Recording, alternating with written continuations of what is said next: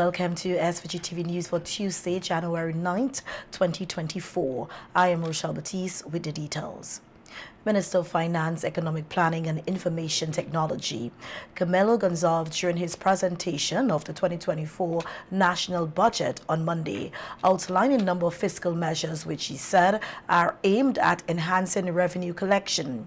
Minister Gonzalez said the measures are designed to adjust user fees and licenses to keep pace with the cost of providing the various associated services and to introduce new user fees where new services have emerged. The measures, which include an increase in driver licenses fees, are expected to yield approximately $6.7 million in additional revenue for the government this year. While it is not expected that the revenue collected from motor vehicle licenses will be sufficient to meet the full costs to upkeep the public roads across the country, it is expected to contribute to doing so. Accordingly, motor vehicle licenses for all classes of motor vehicles will be increased in 2024. The new fees make provision for license fees for new categories of goods vehicles to capture the heavier trucks and larger trailers that now traverse our roads daily. These heavier motor vehicles adversely impact the road surfaces that were not originally engineered for trucks in excess of 12 and 15 tons.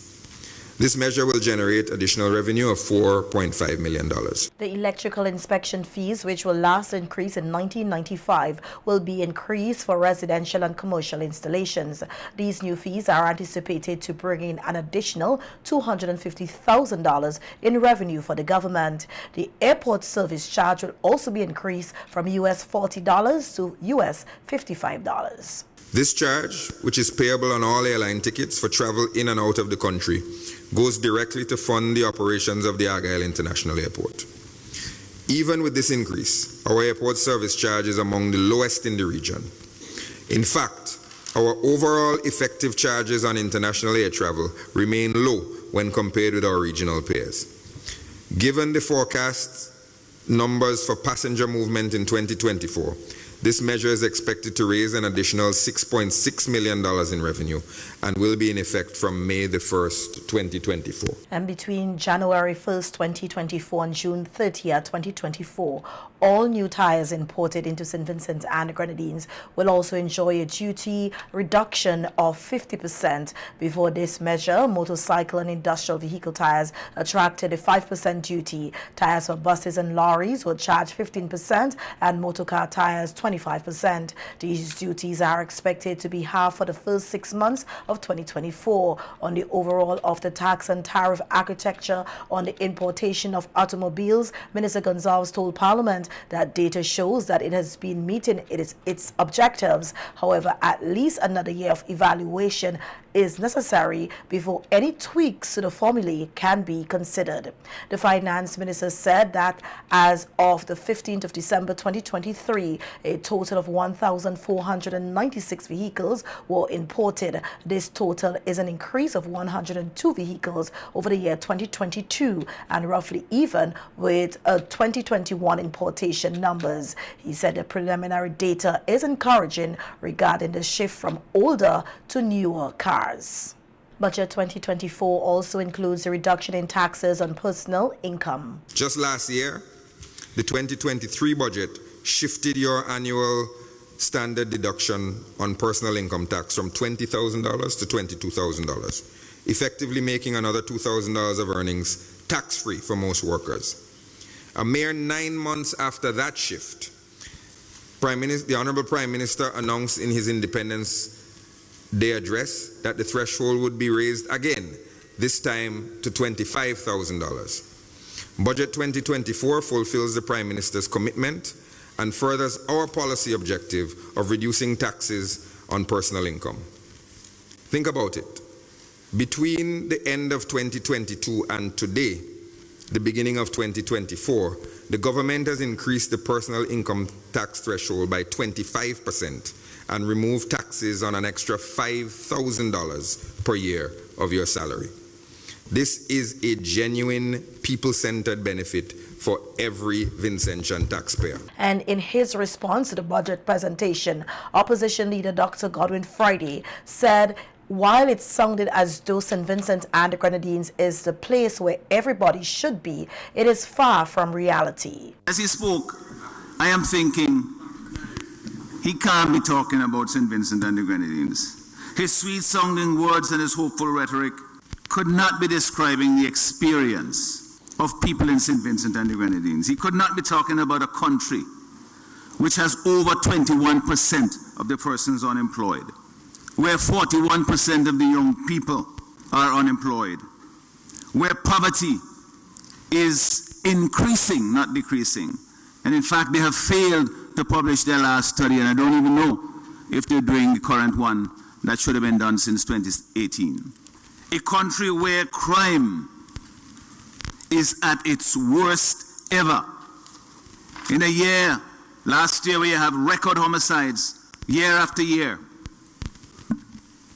And last year wasn't just a record, it smashed the record at 55. In a country where 1/3 of the students in secondary school drop out before they get to Form 3. Where in some schools, Madam Speaker, the class of 20 or 30 students, 5 years later, only 5 or 6 of them are in the graduating class. That, Madam Speaker, is reality. His account was disconnected from the reality of people's lives. This is why you say, when you're in power for so long as they are, they become isolated in their own bubble. And they see things the way they would like them to be. They want people to judge them by their intentions rather than by their accomplishments. The opposition leader further told Parliament that the finance minister was so consumed with how much money the government was going to spend and what the size of the projects they are building that he didn't see the need to say anything about the impact these projects will have on people's lives, noting that one big project had to compete with another for prominence in his budget presentation. And he assumed that because these projects were big and novel, then they must be making people's lives better.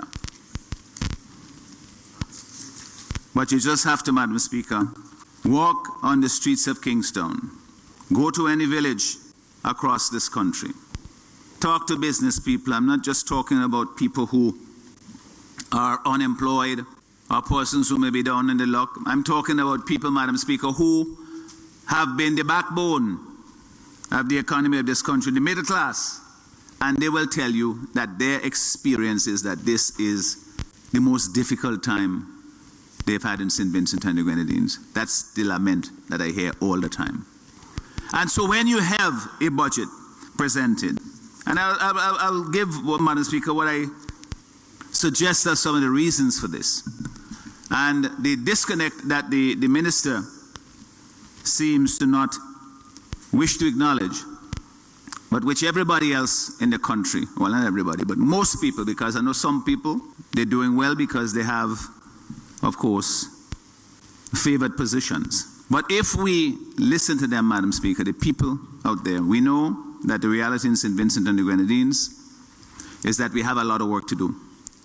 And that the budget that is being presented this year, this leap year, 2024, should offer hope to people. It shouldn't just be a budget that talks about mega projects, I must admit, Madam Speaker, the picture of the port that's on the estimates document is very impressive. It's big. It's pretty. The question is, Madam Speaker, how are these things going to impact people's lives? We asked this question, of course, when they were building the airport, and they said that it would be. I think the minister said it himself yesterday, if you build it, they will come. But that is not how you plan for economic development, Madam Speaker.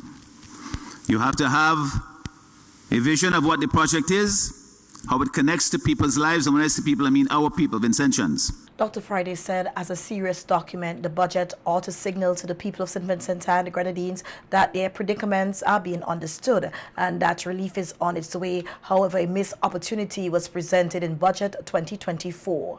Because development ultimately is about people. It's not about concrete and steel. That is necessary. to facilitate development. But ultimately, development is how it affects the lives of people. And this means in terms of increasing wealth and well-being, but also increasing skill, giving opportunity for people to function and to feel that they're contributing to their country and to their own lives. Not that they have to sit back and watch others do it and then wait for a handout from government. And I think, Madam Speaker, it is a failure to fully recognize and integrate that thinking into the development process that gives the reality now, that results in reality of the disconnect between what the minister presents and believes and what the other people in the country, and certainly members on my side, the colleagues, see when we talk to people around the country. One of my colleagues here would like to refer to it as the credibility gap. Outside of Parliament today, Prime Minister Dr. Raul Gonzalez described Budget 2024 as a magnificent one. It's not just the length of the time that Camilo spoke for 5.25 hours, but it is the substance in it, the developmental nature of this budget, the resilience of this budget for the people of St. Vincent and the Grenadines, and very much so for the poor and the working people and the nation as a whole. This is a people's budget. Why is that so? Well, there are all the development programs, all of the developmental programs, and the extent of the capital budget this year, which is over $500 million, and the host of projects, and the jobs which are being created. And then some people are saying there are no jobs being created. Like, where would these jobs come from? Their jobs are coming from fishing, they come from agriculture, they come from tourism, they come from construction, they come from the distributive trade, they come in government services. They come in sports, and they come in culture. They come in information technology, they come in all areas of the economy. And what is also important with the fiscal measures is the way in which they are targeted to help the poor, to help those who are disadvantaged. First of all, minimum wages are going to go up anywhere between 20% and 75%. You're not going to have anybody working for under $1,000 a month. On reforming the National Insurance Services, the NIS, and pension reform, Minister of Finance Camilo Gonzalez told Parliament that the time for pension reform is now and that Cabinet has approved for implementation a total of 8 recommendations to improve the NIS, financial sustainability, benefit adequacy, and coverage. He said the approved reforms, when fully implemented, will secure the financial future of the fund and ensure that the NIS remains the best investment for Vincentian workers to secure their financial future. To improve financial sustainability. 1. Increase the contribution rate gradually from 10% to 15% with the planned schedule of contribution rate increases included in the regulations.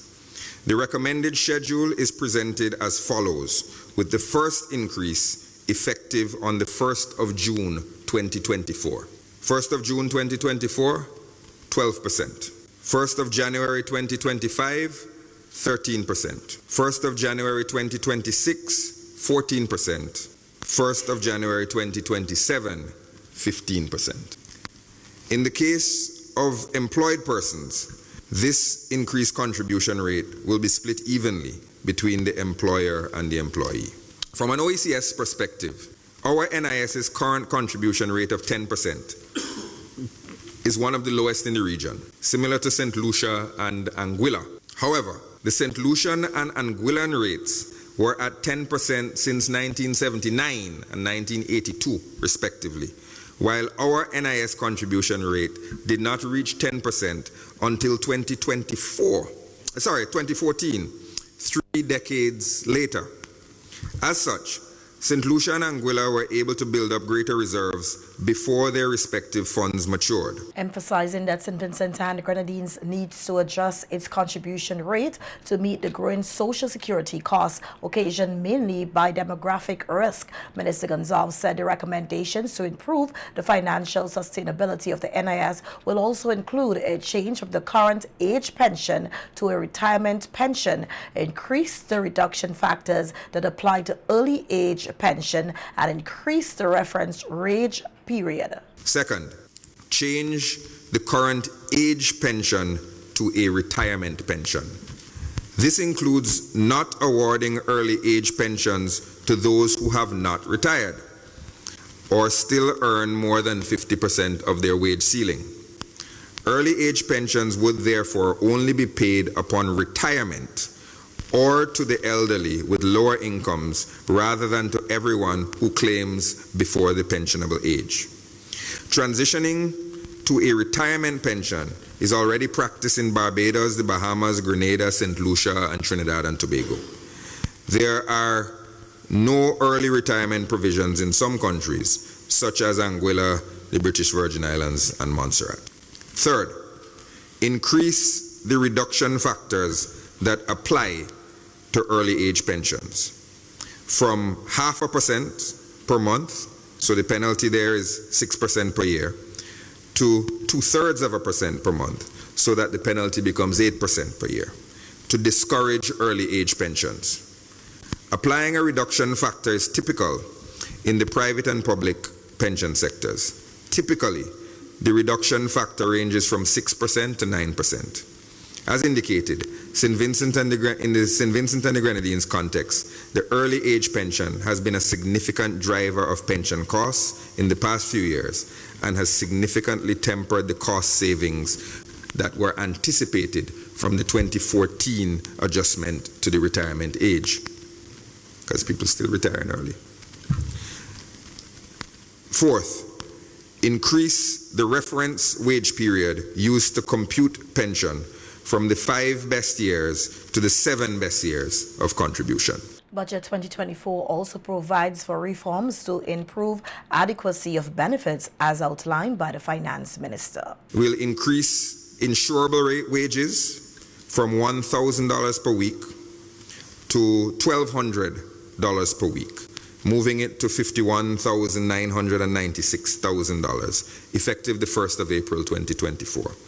This increase will ensure that the NIS remains relevant to higher income workers.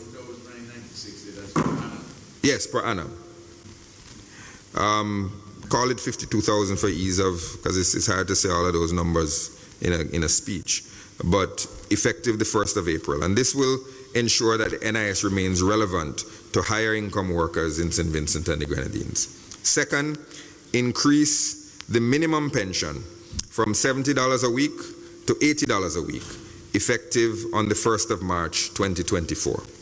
And this increase will help to protect the most vulnerable category of pensioners who have witnessed a disproportionate reduction in the real value of pension due to recent inflationary pressures. Third, introduce a permanent unemployment benefit. And this was one of the main requests from stakeholder consultations. Starting January of 2025. This benefit is necessary to broaden the safety net for workers to cover the risk of loss of income due to temporary unemployment.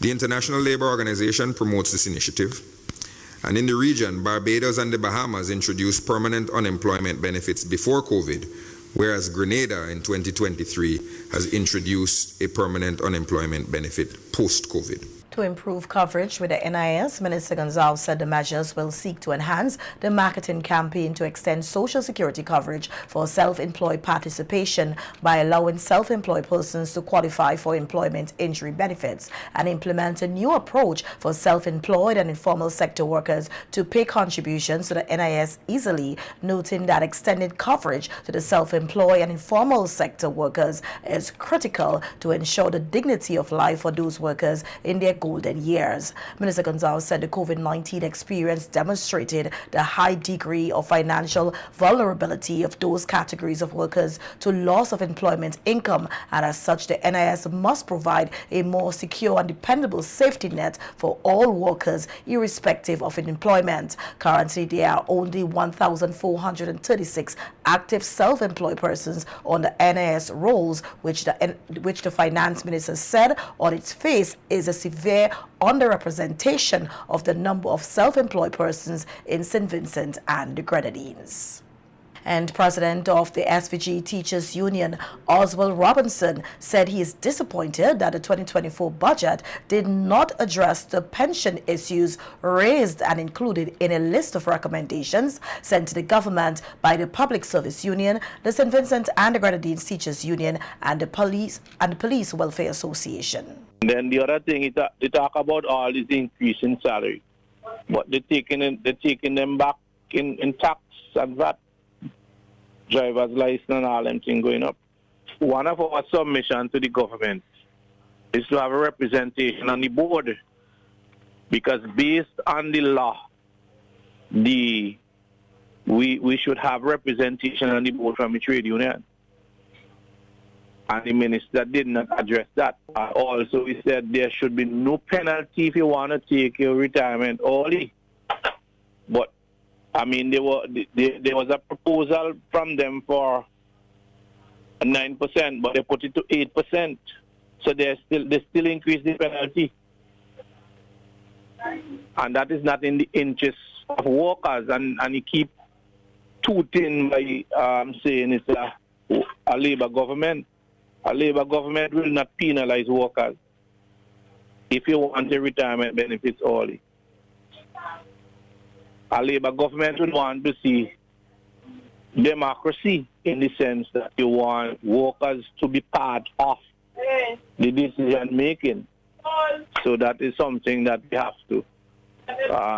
we have to look out on that. In her delivery of the throne speech at the opening of the fourth session of the 11th Parliament on Monday at a temporary Parliament building in Caliqua, Governor General Her Excellency Dame Susan Duggan hails the government's efforts in maintaining and promoting peace and lifting the profile of SVG in the international arena. Madam Speaker, my government is not content to adopt a passive, fatalistic attitude to those troubling global happenings. As a country, we continue to actively advocate for and to promote diplomacy and the dialogue in the settlement of conflicts and the controversies between countries within the framework of multilateralism grounded in the foundational precepts of the Charter of the United Nations. This country's commitment to maintaining and promoting peace in this region and the wider world was demonstrated very recently when the high-level dialogue on issues consequential to the Guyana-Venezuela border controversy was held here, with the Honorable Prime Minister serving as one of the interlocutors. The result of this was the issuance of the historic Joint Declaration of Argyll for dialogue and peace between Guyana and Venezuela. My government must be commended for its strong leadership on this matter. It must also be applauded for its active pursuit of solutions and resolutions to challenges impacting this nation, our region, and the wider world. Noting that the country faces many challenges as a small, vulnerable, developing state, the Governor General pointed out that several of these, such as climate change, not of our own doing, yet the burdens are ours to bear. Hence, all efforts must be made to minimize and mitigate their pernicious effects, including that of crime and violence. Other problematic issues are within our power to address. In the exercise of our individual agency and our sense of collective responsibility. These include the involvement of a small proportion of our population in crime and violence, including gun-related violence. This has resulted all too often in needless loss of life, injury, and the suffering of loved ones and the community. Madam Speaker, this violence must stop. We must hold fast to the core values and principles which define our personal and national identity. These include respect for the life and dignity of every individual, honest and ethical work, commitment to productivity, enterprise and nation building, and love for others and for our nation. My government is committed to combating crime and to ensuring the safety of our citizens and visitors. However, it must be clear to everyone that this is a fight in which we all have a stake. We cannot shirk our individual responsibility and expect the government and the security forces to do it alone. Together, we can bring about the positive changes that will lead to significant reduction in violent crime. And on the weather condition now, we hear that in its 72 hours outlook, the SVG Met Services says cloudy conditions will be maintained for the remainder of today with a 70% chance of occasional moderate showers.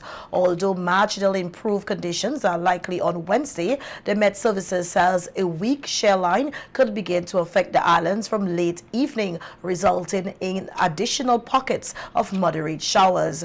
Moderate to fresh easterly to east-northeasterly trades are expected to cross the islands over the forecast period, with occasional increases. Seas are forecast to be moderate, sometimes rough in open waters, with swells ranging between 1.8 meters to 2.0 meters on the western coast and 2.2 meters and 2.5 meters on the eastern coast. Small craft operators and sea bathers are asked to continue to exercise caution for above normal northeasterly swells. No significant haze intrusion is forecast. Now we hear that St. Vincent and the Grenadines is currently being positioned to make better use of advancing technologies to strengthen the economy through improved efficiency in the way government conducts business with the public. This expected improved efficiency will come through the implementation of the St. Vincent and the Grenadines leg of the Caribbean Digital Transformation Project, the CARTIP, which is also being carried out in several other OECS countries, namely Grenada, St. Lucia, and Dominica. In an interview today on NBC Radio Talk Your Talk program, Communications Officer Jennifer Richardson said the Digital Transformation Project will take the government services online and encourage persons to get familiar with their devices to be able to do business online. So one of the critical things is that once you are comfortable using your devices, you can save a lot of time by not having to come into town and stand on the lines. With the click of a button, you could transact your business with the government, and you will have a lot of spare time to do other things, including sleep if you want to, but you'll be able to, so the idea is to make things more efficient for people. And already there are some parts of the project that are working. There are people who don't know yet that you can go into inland revenue, and if you don't have cash, you could use your card and pay. They accept your credit card, your debit card. You can do that there. You can do it at the Treasury, at Customs, and at SIPO.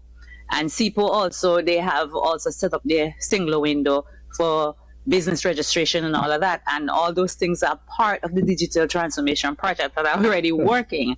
So things are happening, and we're just encouraging people to keep abreast, stay tuned, listen out for what is happening, and at the same time, try learning to use your devices. A lot of people in St. Vincent and the Grenadines still not comfortable using the computer. They don't know how to use it. Right, so we're encouraging them. You have places in the country that are offering courses in computer technology, information technology, that you can go and learn how to use these systems. So learn how to use them, get comfortable. And project coordinator Winston George outlined key components of the digital transformation project, which include the upgrade of the civil registry.